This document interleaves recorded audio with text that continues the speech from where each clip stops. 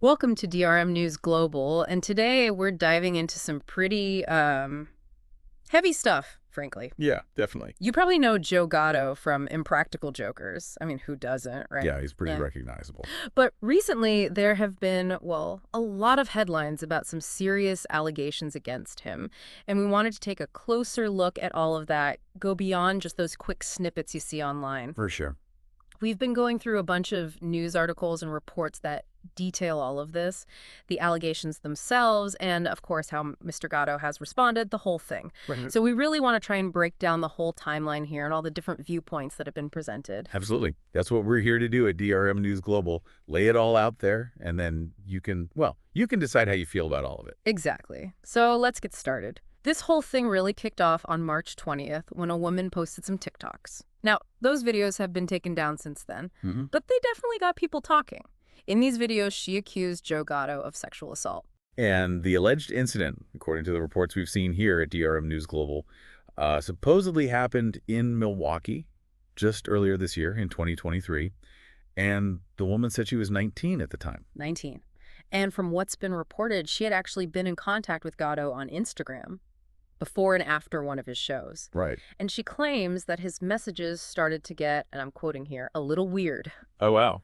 Before, she alleges, he invited her up to his hotel room, and that's where she says the assault happened. It's also been reported that this woman also shared some photos of herself with Mr. Gatto, along with, well, what looked like screenshots of their text messages. Now, not surprisingly, all of this sparked a huge reaction, and Joe Gatto issued a statement pretty quickly. Page 6 and a bunch of other outlets published it, and in that statement, he denied the assault allegations. But it is important to note, and this is something DRM News Global has been focusing on, he also admitted to, well, he called it poor judgment. Right. And he said that he had violated the trust of the people I love most. Yeah, pretty strong words. And he also said that he'd be stepping away from the public eye, taking some time for himself. Understandably. But then the story takes another turn, and this is where things get even more complicated for everyone involved.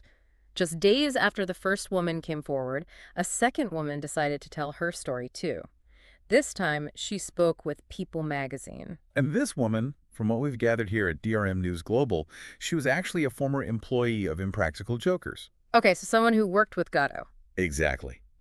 And her allegations were a little different from the first woman's. How so? She was alleging sexual harassment, not sexual assault, which is a very important distinction legally and otherwise. Right, of course. Huge difference. So what exactly did she say happened? Well, according to the report, she first met Gatto when she was only 15 at one of his shows. 15? Yeah, 15. And she claims that his behavior towards her changed when she turned 18. It became, like, flirtatious, she said.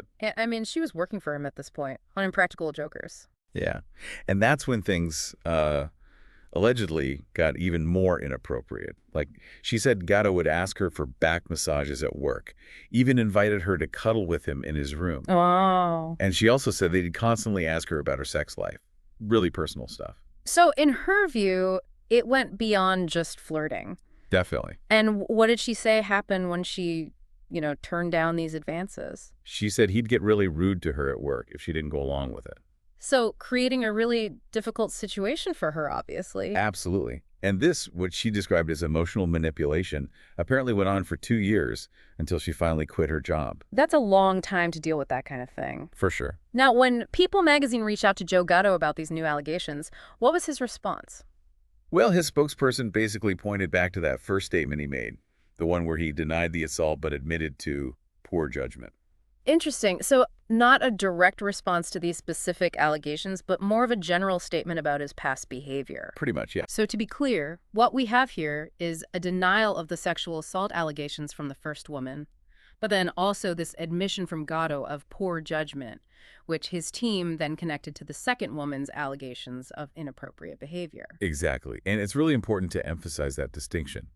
A denial of assault, but an acknowledgement of some, let's say, questionable behavior. Right.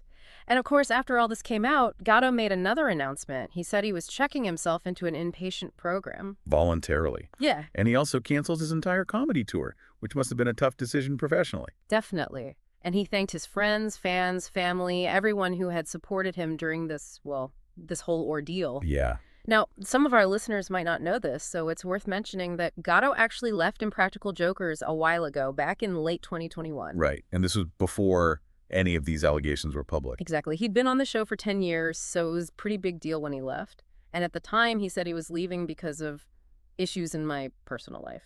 And he also announced his separation from his wife, Bessie, around that same time. Right. They got married in 2013, and his main focus, he said, was on being a good dad to their 2 kids, co-parenting, that kind of thing. Right. And he also mentioned wanting to find new ways to entertain people, explore different creative avenues. And then fast forward to September 2023, things took yet another turn. Gatto announced that he and Bessie were back together. Yeah, he posted about it on Instagram, talking about how much they loved each other and how they'd worked through their problems. It was a very public reconciliation. And this is especially noteworthy given the allegations against him, right? For sure. Though it's worth mentioning that Bessie hasn't said anything publicly about any of this. No statements, no comments, nothing. So after leaving Impractical Jokers, Gatto's been focusing on his own stand-up career, right? Yeah, he even had a Hulu special that came out in 2025. Seems like he's been doing pretty well on his own. And from what he said, he doesn't plan on going back to Impractical Jokers anytime soon. Said it just doesn't feel right at this point. But he did say he's still friends with his former castmates, James Murray, Brian Quinn, and Sal Vulcano. And he's open to working with them again on other projects in the future. So who knows what the future holds? And just for those who are wondering, Impractical Jokers is still going strong, actually. They're now on their 11th season. Oh, 11th season. They've moved from True TV to TBS, and they've had different guest comedians filling in that 4th spot, including Eric Andre for a while. Oh, that's cool. He's great. So let's just recap the most important parts of this whole situation, just so everyone's on the same page. We had the first woman's allegation of sexual assault, which Gatto denied, but he did admit to some poor judgment. Right. And then we had the second woman's allegations alleging sexual harassment. And again, Gatto's team referred back to that initial statement about poor judgment. Exactly. So no specific denial of what she described, but rather an acknowledgement of potentially inappropriate behavior in general. Now, diving a little deeper into what the second woman specifically said, she claimed that a previous employee had actually warned her about Gatto's behavior. Oh, really? Yeah, she said this former employee told her that Gatto was known to be fluty and handsy and that she should shut down anything that made her uncomfortable. Wow, so there was already some awareness of this kind of behavior. It seems so. And she said Gatto started acting inappropriately pretty quickly.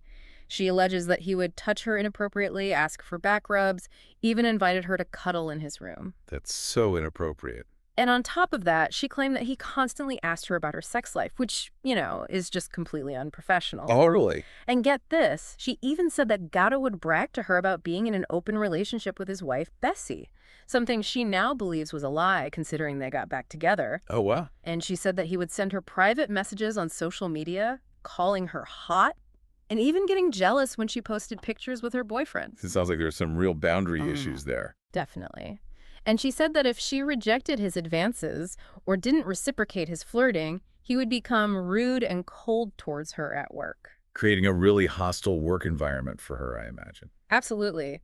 And she felt like she constantly had to keep him happy just to keep her job. That's a terrible position to be in. And this all culminated, she said, in an incident in a hotel elevator. She claims that Gatto grabbed her thigh and then told her he knew he'd make her uncomfortable during that trip. Oh, my God. And there's another incident she described, too. During a work trip, she alleges that Gatto was pushing his employees to drink in his room, even though he'd publicly said he was sober and never drank. So he wasn't drinking himself, but he was encouraging others to. That's what she claimed, yeah. And lastly, she mentioned something that really stood out to her. She said that Gatto would joke about bringing girls up to their office, which was in a 2-bedroom apartment, using the freight elevator so they wouldn't be seen. It's almost like, given the first woman's account, this recurring joke becomes a little too real. Right. It definitely raises some eyebrows. For sure. And we can't forget that if anyone listening to DRM News Global has experienced sexual assault or harassment, there's help available. The National Sexual Assault Hotline is 1-800-656-HOPE-OPE. And you can find more information and resources online at rann.org. Absolutely. Those are really important resources. So to wrap up all the key points we've gone over today, we talked about the initial allegation of sexual assault against Joe Gatto. He denied that assault, but did admit to some poor judgment. Then we had a second woman come forward alleging sexual harassment, and Gatto's response was, again, basically pointing back to that initial statement about poor judgment. Right. So it's a bit of a mixed bag in terms of his responses. A denial of one set of allegations, but a vaguer acknowledgement of potentially inappropriate behavior. And we also talked about Gatto's decision to enter an inpatient program and cancel his tour after these allegations came out. And of course, we looked at the context of his departure from Impractical Jokers and his subsequent solo career. Lots of twists and turns in this story. Absolutely. And we want to emphasize that DRM News Global's goal here is to simply present the facts as they've been reported.